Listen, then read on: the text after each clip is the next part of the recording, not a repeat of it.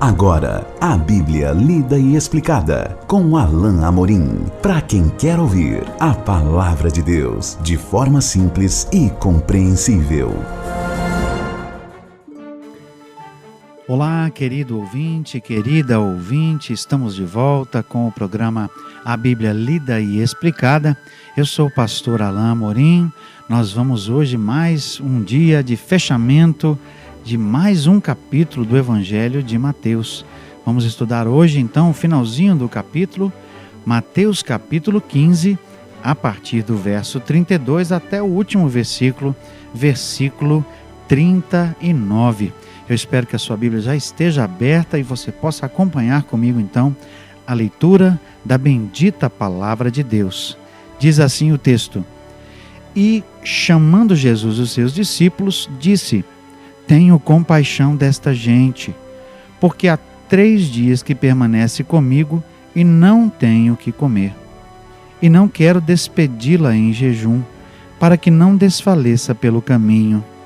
Mas os discípulos lhe disseram: Onde haverá neste deserto tantos pães para fartar tão grande multidão? Perguntou-lhes Jesus: Quantos pães tendes? Responderam: 7 e alguns peixinhos. Então, tendo mandado o povo assentar-se no chão, tomou os 7 pães e os peixes e, dando graças, partiu e deu aos discípulos e estes ao povo.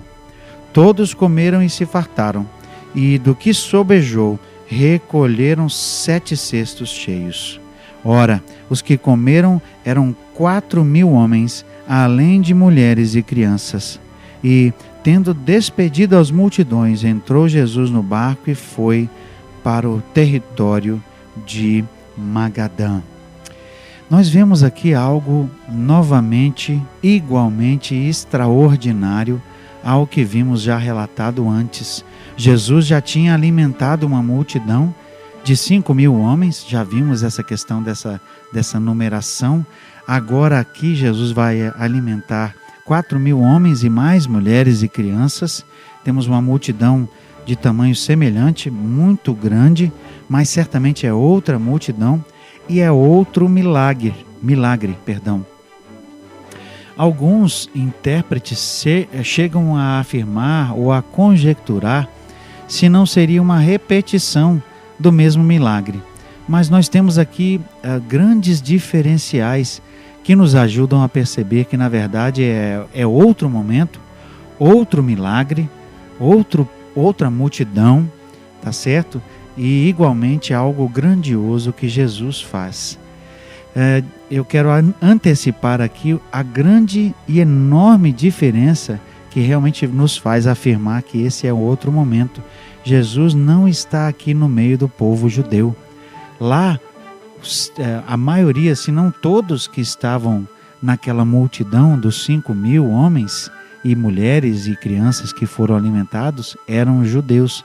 Jesus estava em território de Israel. Aqui, Jesus está em território gentílico, ele está fora de Israel. E essa multidão aqui, na sua grande maioria, era de não-judeus. Mas nós vemos outras coisas que são igualmente extraordinárias. Primeiro, Jesus chama os discípulos. Esse ato de chamar os discípulos aqui deve nos fazer perceber que Jesus queria, mais uma vez, ensinar aos seus discípulos uma lição. Ou, melhor dizendo, ele queria continuar a lição que começou com a cura da filha daquela mulher cananeia e do fato de que Jesus estava curando ali os enfermos daqueles que não eram judeus. Jesus queria de novo demonstrar para os discípulos que ele era que ele era Senhor e que a sua mensagem era para todos os povos, para toda a terra. Ou seja, embora ele tivesse vindo primariamente para os judeus, não era apenas para os judeus. Então o texto diz que ele chamou os discípulos e ele diz: eu tenho compaixão dessa gente. O mesmo amor, a mesma compaixão que movia o coração de Jesus para com os seus compatriotas, e embora ele fosse rejeitado por muitos, aqui é demonstrada também pelos outros povos. Eu tenho compaixão dessa gente. O amor de Deus expresso em Jesus, por meio de Jesus, era o mesmo. E ele diz: há 3 dias que permanece comigo e não tenho o que comer. E eu não quero despedi-lo, ou seja, a multidão, em jejum, para que não desfaleça pelo caminho. Jesus tem uma preocupação genuína, porque eles estavam ali com ele há 3 dias. Isso corrobora aquilo que nós mencionamos no nosso último encontro.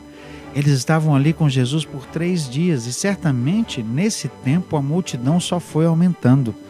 Se havia um grupo considerável no começo, que já foi trazendo os seus doentes, os seus coxos, os seus paralíticos para que fossem curados por Jesus, e certamente, embora o texto não mencione, Jesus aproveitou também para ensinar várias coisas para essa multidão.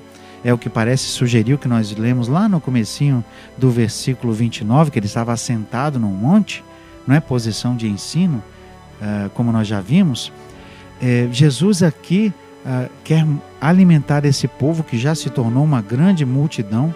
Talvez nós estejamos falando aqui de pelo menos 12, talvez até 15 mil pessoas que estivessem ali juntas, ouvindo e sendo ministradas ali por Jesus, né? O ministério itinerante de Jesus, as suas curas, enfim, uma grande multidão, e Jesus demonstra a sua compaixão. Ele então chama os discípulos mais uma vez.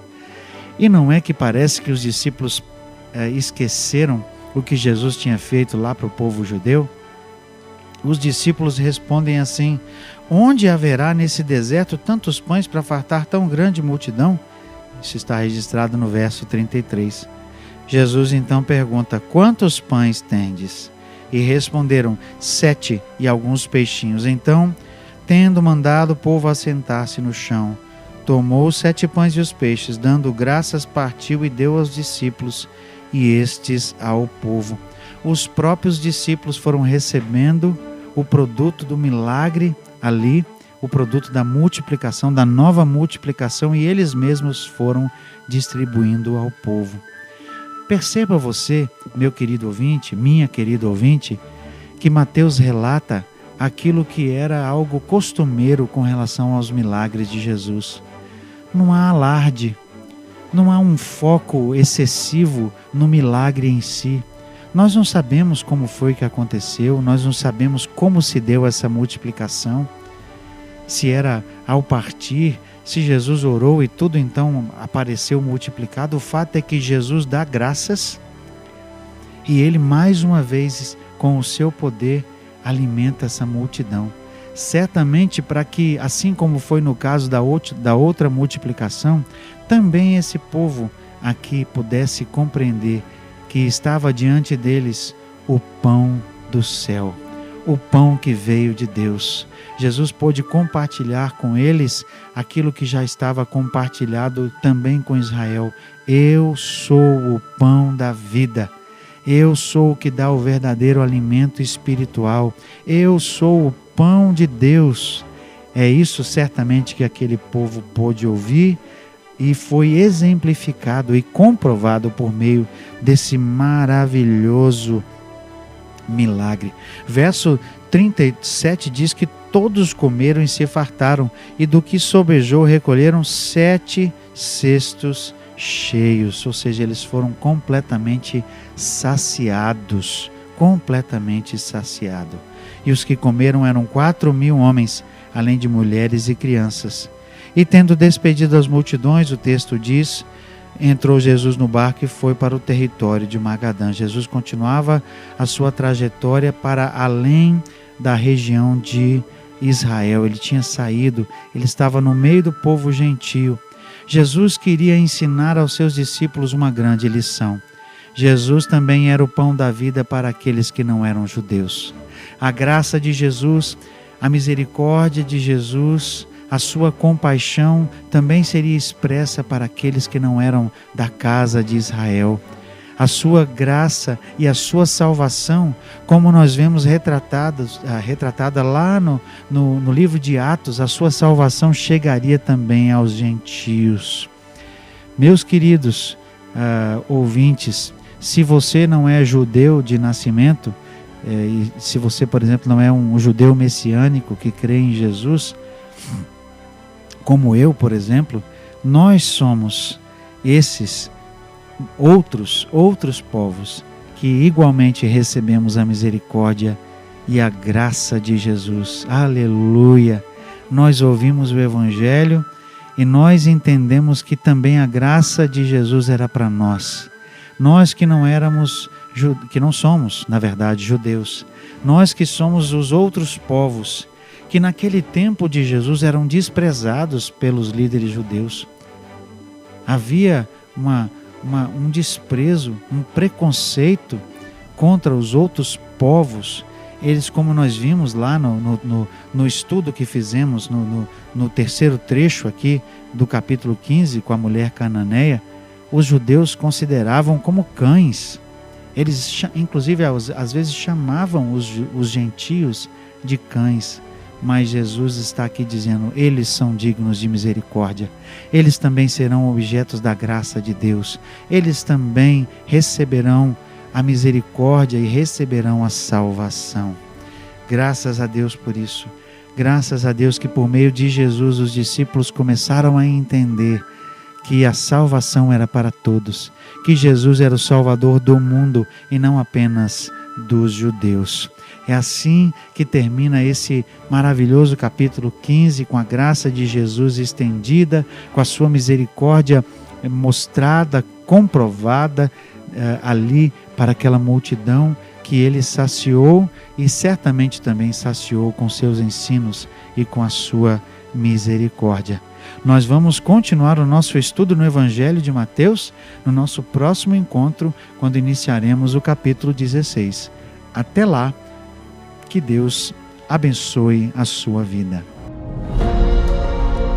Acesse agora nossa plataforma e baixe os podcasts www.rede316.com.br. A Bíblia lida e explicada com Alain Amorim.